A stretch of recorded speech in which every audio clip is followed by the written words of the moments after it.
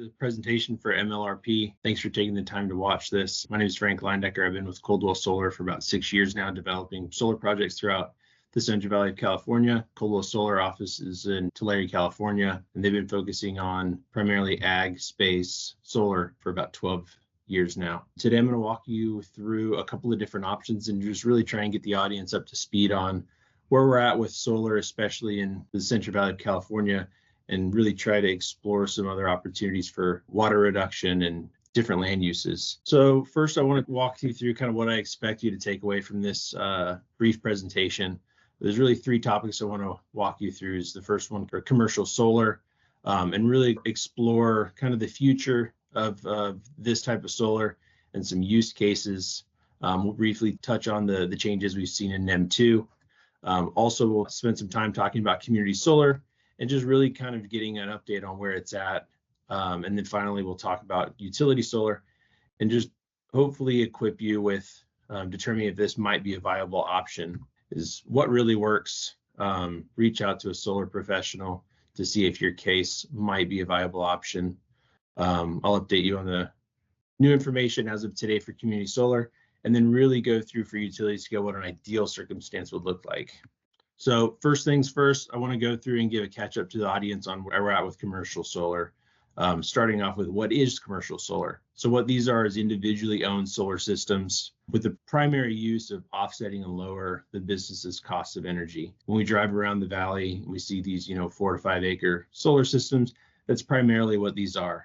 There have been a lot of changes by the Public Utility Commission as of late. Everyone's probably heard of the switch from NEM 2 to NEM 3, which does slightly lower some of the return, but there's some good use cases. And what I want everybody listening to this is to look at their situation and determine if any of these might be a viable option. What we're seeing now with NEM 3 is larger users and less seasonal are still a pretty good use case. Shortly, I'll go over some usage profiles to just show you what types of projects would still work really well under NEM 3. On the onset, dairy barns, large horsepower pumps, anything with a good year-round use is going to be a good case for this type of installation.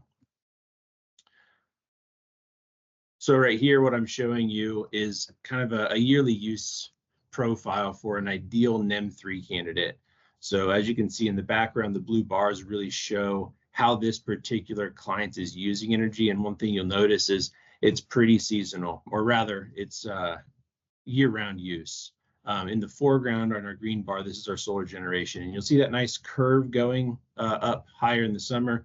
And really what we want to do is line up the solar production to the use to get our best return out of a NEM 3 type of scenario.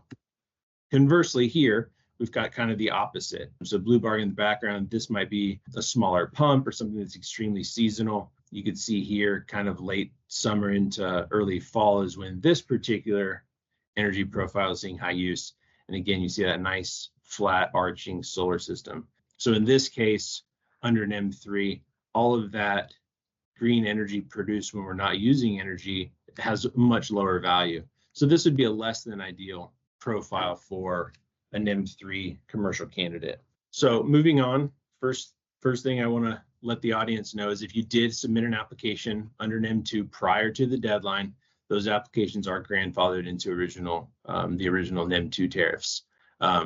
Make sure you work with your contractor to continue the processes as those could potentially get withdrawn. If you ultimately do want to move forward, you're going to want to do anything you can to keep those applications open. For new solar systems under NEM 3, typical ROI that I've found under a NEM 3 type of project is anywhere from 3 to 6 years, really based on when and how you use energy. Total acreages are typically 2.5 to 5 acres. So, for sure on the smaller side, especially when we look at minimizing water use throughout the area. Good use cases for ag, large wells, we've seen good returns. Anything with a non-seasonal use like a dairy barn would yield pretty decent returns.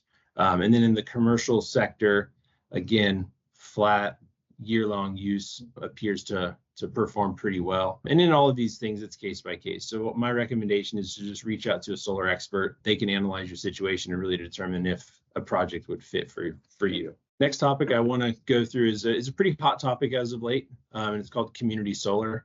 I'll dive into how this really works behind the scenes and what a good candidate potentially could look like, what you might see in terms of a lease rate. I'll also talk about kind of the recent events. So what a community solar project is it's basically a solar project, typically 5 or less megawatts, that benefit multiple subscribers by sourcing power from that solar array. The whole goal here is that sourcing from that solar system for the subscribers would generate a lower cost than traditionally sourced power. Benefit to you as a potential landowner is you'd be leasing your property to a third party. They would install and own the system for a predetermined amount of time, typically 20 to 30 years. And that third party is who's working with the subscribers to send power. And in return, you essentially get a lease payment for that land. Here's a simple graph that shows us a little bit more about how this project works. So on the top, you'll see you as the landowner. Your main piece of this is leasing some amount of land to a third party. So your benefits are you're collecting lease payments. You're also retaining that water value to use in other areas.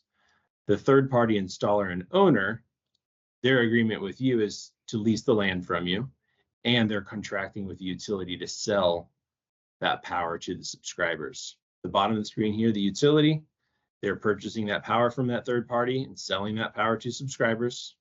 And then on the left, if you or someone became a subscriber, essentially they would agree to purchase that energy from that generation source. And the whole goal for them would be to have slightly reduced utility costs. Community solar specifications, really what makes a good project. We're looking for something that's within proximity to the 12 kV line. So those are your traditional lines that we see just running throughout the valley. The nearer to those that we can be, the better our costs are going to be with the utility, which means higher lease payment to you. Typically, we want 25 to 30 acres. And the reason we were looking for that is because utilities want to see projects between 1 and 5 megawatts on the AC, coupled with battery storage. One of the main goals of community solar is also shifting when that power becomes available. Development time on these is not short. Typically, we're going to see 1 to 3 years of just development side before construction begins. A lot of that works between the third party and the utility, kind of negotiating and determining how that system would impact their grid. Lease values range dramatically. Typically, what I've seen for a community solar type of project is $2,500 to $3,500 per acre per year. A lot of that is dependent on the things above, is what are the costs from the utility, how far away are we from a substation, how much substation work needs to be put in, and all of that basically determines what that lease value could be. And then the term is typically 20 to 30 years. So what's the future of community solar? And this is changing all the time. I'm recording this as of May 31st, 2024. Essentially, community solar was somewhat on hold until today. Essentially, the CPUC sided with the utilities against a bill that a lot of proponents were looking for, citing that it violated federal law on sourcing power. Currently, proposals were being made to alter the existing community solar program, which is still in effect. And as of today, basically a decision was made to hold on the existing community solar project. I'd expect continued push to reopen that case, but as of now, community solar the PUC is determined to hang on to the existing program that's in effect. There are alternate programs that are being reviewed continuously to determine alternate paths forward outside of community solar. So again, I recommend talking to a solar professional to determine, if your land is a good use case for this type of program, and then also what other programs might be available to utilize that property. All right, and the final thing that I want to go through with this group is utility scale solar. So utility scale solar are the very large systems that you see kind of towards the desert, or if you're heading towards the coast, you'll see a lot of those 100+ acre type of installations. Basically what those are, they're interconnected at higher voltages. They are owned by a third party typically, and the purpose is to deliver power to the utility in geographic locations. Similar to community solar, the benefit to the landowner is you're leasing that property to a third party who's owning the asset in the solar system.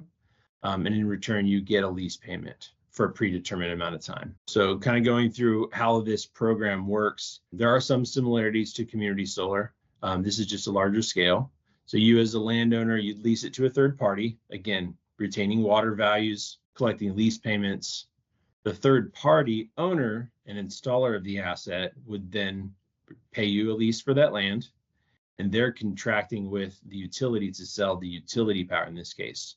So there's no subscribers here, unlike community solar. The utilities part in this entire arrangement is essentially buying that power from the third party, from that solar asset at a predetermined rate, and essentially selling that to individuals and businesses, much like we get power today. So a little bit more about what that looks like. So if we kind of focus our eyes on the top right, this is just an example of what a utility scale solar system looks like. We've driven by them a lot in the Valley, but just to get a little bit of an aerial view, a much larger scale is what we're working with here. If you look at the left-hand screen, this is Edison's DRP screen. And this is kind of one of those initial due diligence processes that takes place to determine is there adequate capacity on substations to be able to actually take a utility application. And the bottom right is just an example of what we're looking at. And really we're focusing on what kind of capacity remains on that line to be able to put in a utility scale project. All right, so some quick things, and probably the part that matters most to this audience. What are we looking for utility scale projects? So proximities to substation this time is important. And the reason that's important is because that limits cost exposure. The closer we can be to a substation with capacity, the lower cost to implement the system, and then the higher return you as an individual would get off of it. These are typically larger scale systems, anywhere from 100 to 1,000 acres.